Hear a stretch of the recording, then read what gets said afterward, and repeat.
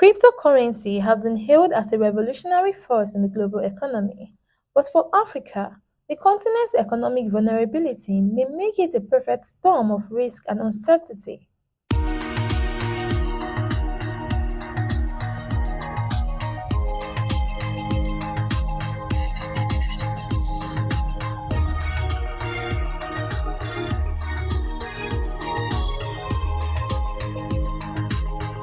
Africa's economy is growing rapidly, but it is also heavily reliant on traditional currencies and financial systems. While cryptocurrency has the potential to promote financial inclusion, reduce transaction costs, and increase access to financial services, it also poses significant threats to Africa's fragile economy.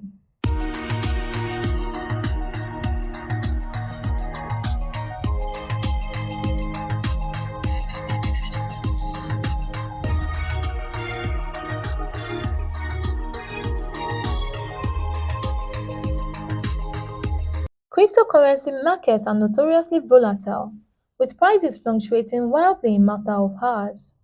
The price of cryptocurrencies such as Bitcoin and Ethereum can fluctuate within a second, making it challenging to predict their value and leading to significant losses for investors when they are not adequately informed about the risks associated with cryptocurrency. This instability could have devastating consequences for African economies, where foreign exchange reserves are often limited.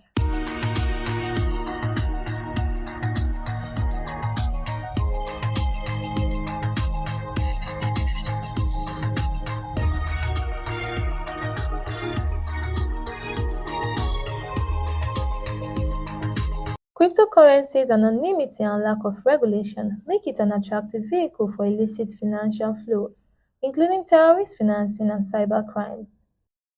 Africa is already vulnerable to corruption and money laundering. Cryptocurrency could exacerbate these problems. One of the number one concerns of the central bank is when it comes to consumer protection.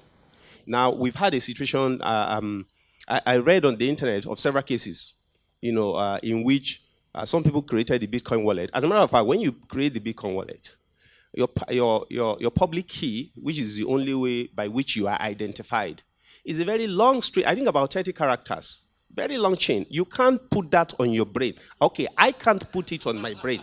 I don't know about you. And so it means you have to write it down. And when it is written down and it's stolen, your wallet is gone. If you lose it, your wallet is gone. And if your wallet is gone, there is no recovery. And you cannot come to any regulator. Because why? There is no middleman. Cryptocurrency trading is often restricted to those with access to technology, internet, and financial resources. In Africa, where financial exclusion is rampant, cryptocurrency could widen the gap between the rich and poor. Also, the value of cryptocurrency is heavily influenced by foreign markets, particularly the United States, Europe, and Asia. This means that Africa's economies are vulnerable to external shocks, including changes in global economic conditions, regulatory changes, and fluctuation in the value of major currencies. The central bank put out that regulation in 2017, and now it put out a new directive basically banning all deposit money banks from transacting in cryptocurrencies. But the Securities and Exchange Commission of Nigeria, SEC, recognizes cryptocurrencies as a financial asset. And in September, they said they were going to put out a regulatory framework for them. And we know that Bitcoin and other kinds of cryptocurrencies have now become known as, quote unquote, freedom money. Because we have to go back to understand what cryptocurrencies actually are.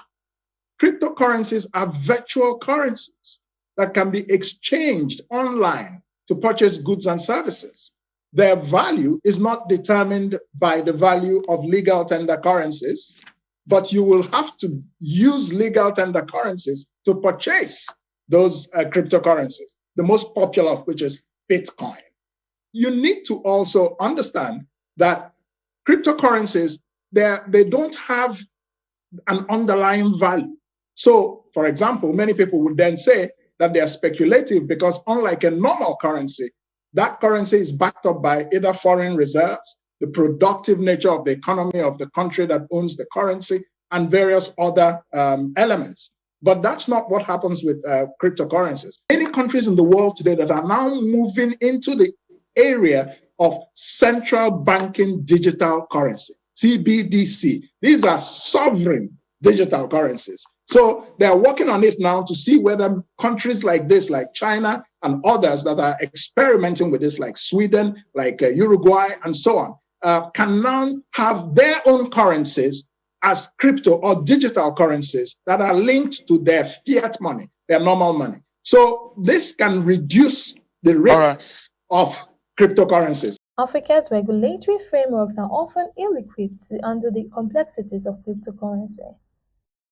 Without effective regulation, cryptocurrency could become a haven for illicit activities, undermining trust in financial systems, leaving investors vulnerable to fraud and other forms of exploitation. The lack of regulation also makes it challenging for governments to track and tax cryptocurrency transactions, potentially leading to significant revenue losses.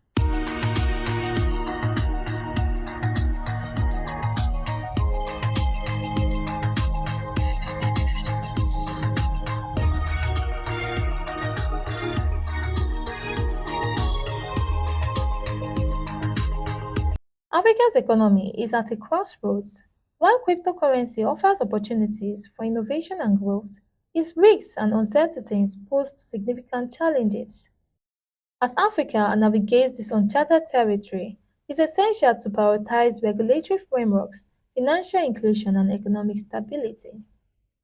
For more on well-researched and balanced stories, events, and interviews across business, tech innovation, and lifestyle, please like, share, and subscribe to this channel, www.youtube.com/Digivation Network.